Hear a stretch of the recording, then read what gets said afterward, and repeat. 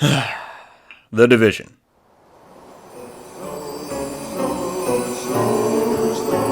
Snow is falling down just a little bit. The world's so quiet and still. Santa's out there flying around, and it's true.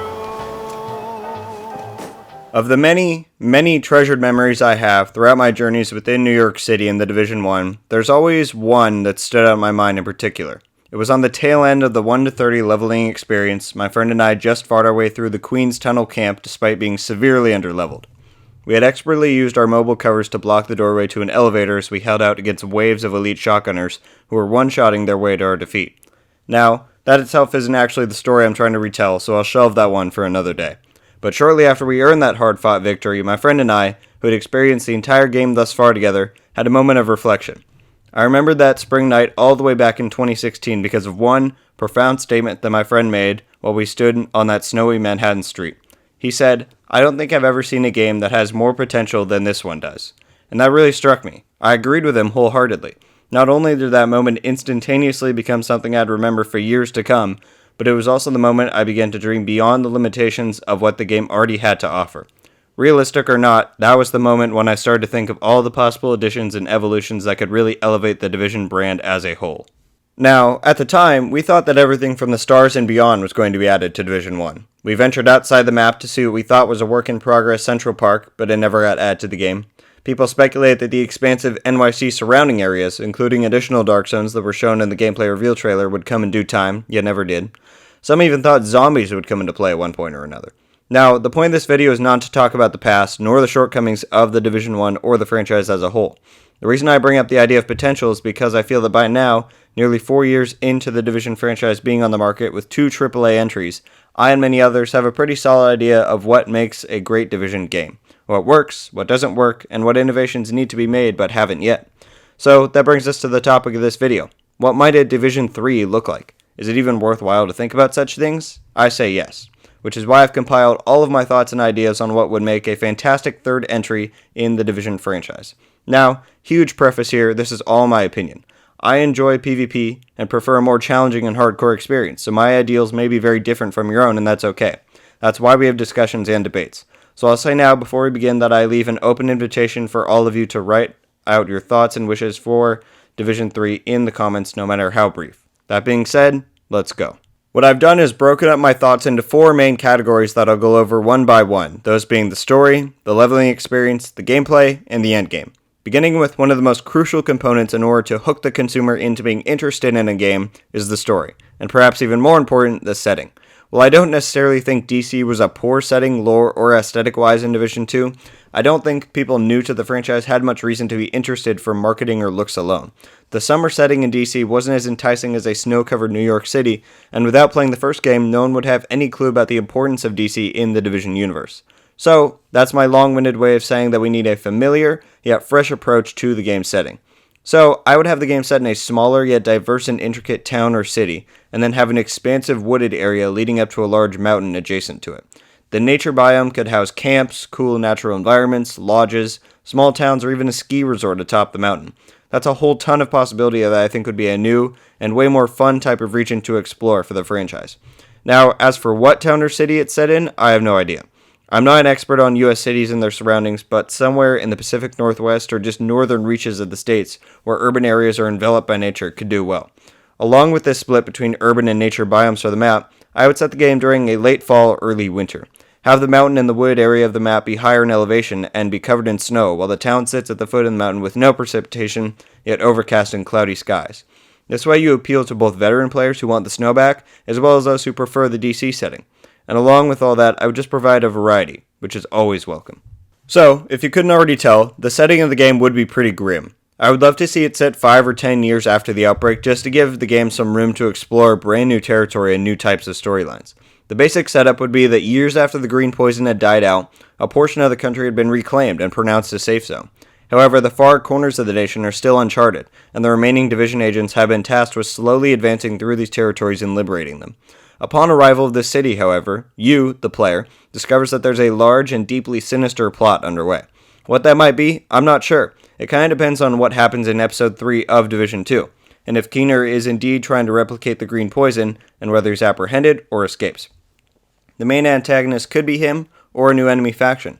But regardless, I think it would be interesting to see the story revolve around the antagonist trying to uncover or gain access to a hidden government location that's been left untouched since the outbreak. It could be a scientific facility with crazy experimental technologies, or a weapons storage bunker, but something along those lines. So the basic story would be to uncover the plot that these factions have in motion to gain access to this facility, traversing the entirety of the map for clues and discoveries, culminating in a big confrontation and engagement at the facility. Perhaps the enemies even reach the weapons they're seeking, but we intervene at the last minute to point the missiles or nuke at the town instead of the nation's safe zone. Now you're probably thinking, what? How can you destroy part of the map? Well, that's where a unique new idea I have comes in. That being that I would make the 1 to 30 leveling experience completely single player. Why, you might ask? Well, two big reasons come to mind. One, the complexity of making a leveling system in a looter shooter is enormous. You have scaling difficulty, gear progression, your friends and other players' levels to take into consideration, and a whole lot more. It all makes for an extremely complex system to be put in place, all to serve around 20 hours of gameplay before you're in the endgame, where you'll go on to spend tens of hundreds of more hours in. The second reason is that having a single player campaign would allow for the map and landscape to actually change as you progress, because there's no shared world. By that I mean, in both Division 1 and 2, you'll have these big explosions and fights happen in various locations, yet nothing on the ground or in nearby buildings has ever changed. The reasoning behind that is because you could then load into a level 10's lobby, which creates its own scaling problems, and then a building that got destroyed in your lobby would have magically reappeared in his. With a single-player campaign, you could have actual destruction, actual repercussions for the massive firefights we get into, because once you hit level 30, everyone would have the exact same landscape. Along with this change, I would make the campaign accessible via menu over the open world method we've had in both games thus far. And while this may seem like a less exciting method than the rather innovative way massive integrated main missions into the open world, it hinders the game overall. You can't explore those areas after clearing the mission without triggering it to restart, which hurts exploration as well as shrinks down the open world map size. This change would also complement the single player aspect, because loading into an instance mission would reset the landscape changes that may occur for just that one mission in specific area, rather than the map as a whole. Furthermore, they can make it so that the looter shooter aspect doesn't come into play until the endgame, meaning you don't acquire new gear as you go along, and new weapons as you unlock would be all the same power level, just varying damages, handling, etc. across the various archetypes. And just in case I wasn't clear before, yes, this idea would indeed mean that you can't play with your friends until the endgame. That may bother some, it might even bother me slightly, but I think overall it's a worthy trade-off for a system that could improve the health of the game as a whole. All in all, I feel that this kind of 1 to 30 leveling experience could feel a lot more fair and streamlined, as well as being able to deliver a more well-crafted story than the traditional looter shooter offers. Speaking on the offerings of looter shooters, let's talk gameplay. Just so we're all on the same page, I'm a fan of the quote-unquote chicken dance when it comes to PvP. Does that mean I'm a fan of cheesy damage reduction methods that prolong set engagements? No. But from what Massive has displayed in both Division 1 and 2, I much prefer high mobility, close quarter engagements when pertaining to PvP. However, I'm also a bigger fan of movement overall in Division 2 over Division 1. That doesn't mean I love every bit of it or think it's perfect, but the smoother animations and varied running styles are very refreshing when compared to the Division 1 look. So to start, I would tighten up movement heavily, meaning you're able to do quick turns when sprinting in a certain direction, give the movement a sleek look while you're jetting forward, smooth cover transitions, and a good feel overall would give a lot of positive feelings towards someone's initial thoughts of the game. Let's move on to skills. This is where I'm stretching a bit with my imagination, but I want you to try and see where I'm going with this. I would separate skills into two categories, skills and boosts. Let's go over boosts first. Essentially, boost would be a one-click flat bonus. Things like a 15% instant heal, a percentage increase to run speed for X seconds, a status effect cleanser, and immunity buff. Now, these boosts would be mainly incentivized for playstyles or builds where you have little to no skill power investment. I think it's rather boring when you make a DPS or tank build, and you essentially have two buttons in your setup that are now useless. Heals do nothing, everything has long cooldowns, and for me personally, it's boring and makes me feel less excited while playing to have these useless skills on my HUD. Now, you might be thinking, hasn't one of the problems that we've been trying to fix is the issue of overpowered quote-unquote easy skills? Yes, but that's where actual skills would come to play in this imaginary Division 3. While you have these boosts that are independent of skill power, on the other hand then you have skills. And if you choose to invest into skill power up to a certain threshold, then your skills will be incredibly potent and viable. Now, I would only include skills that take some user interaction to function efficiently. Seeker mines where you have to manually mark your targets, turrets that take more than one click, things like that. And while this might seem like a step backward, I see it as a trade-off. If you want skills to actually be powerful and viable, then they can't just be one-click auto-locking powerhouses. That just feels cheesy. If it takes some user input and experience to use the skill most efficiently, then it feels fair to the opponent and rewarding to the user for said skill to be inherently powerful. So that's my vision for skills and now boosts. There would be real counterplay between the two types of users, and an environment where your level of skill of the game mattered when entering an engagement. Another big topic within the subject of gameplay is healing, both via skills and your medkit.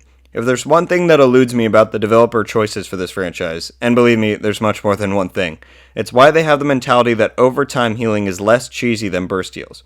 Because we all know that's why they implemented it in Division 2, right? A vocal portion of the community of Division 1 said chicken dancing and burst healing was ruining the game. So in an attempt to lessen the quote-unquote cheesiness of PvP, they removed burst healing and replaced it with several weaker and overtime healing options instead.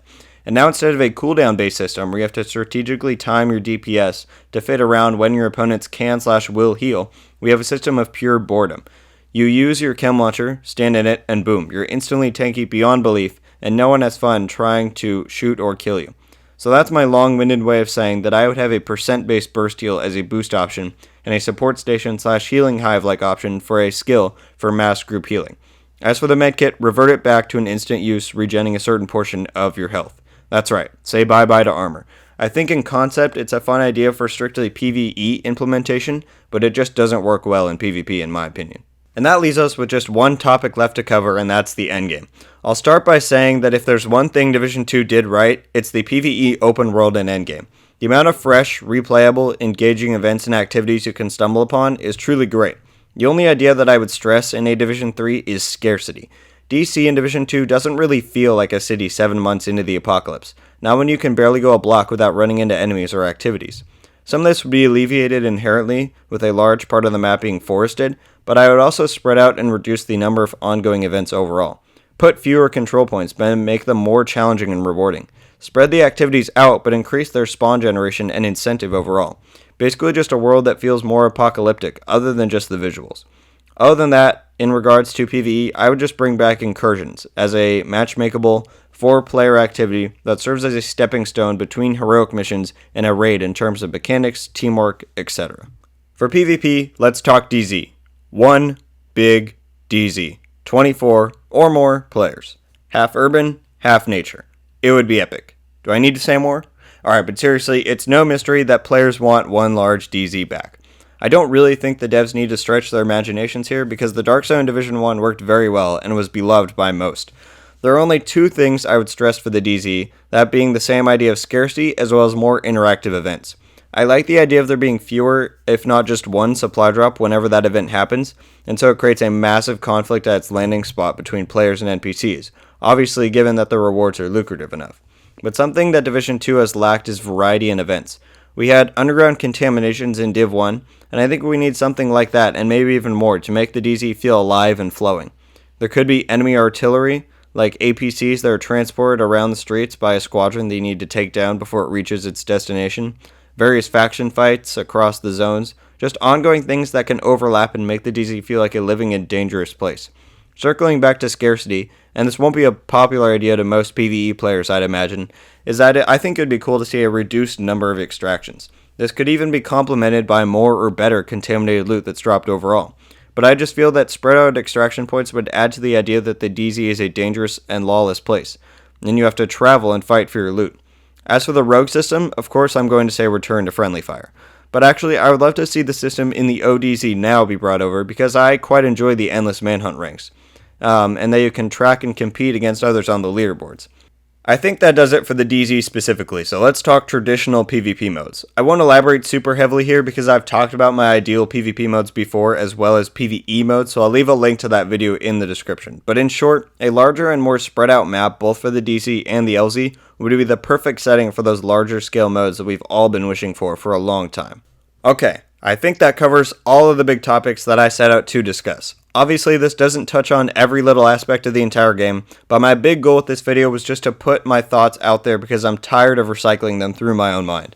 I'm sure some people will like and agree with some of the things I put forth, and others will probably despise them. Wherever you fall within those parameters, that's okay. The way that we reach a game everyone can enjoy is through disagreements and discussion.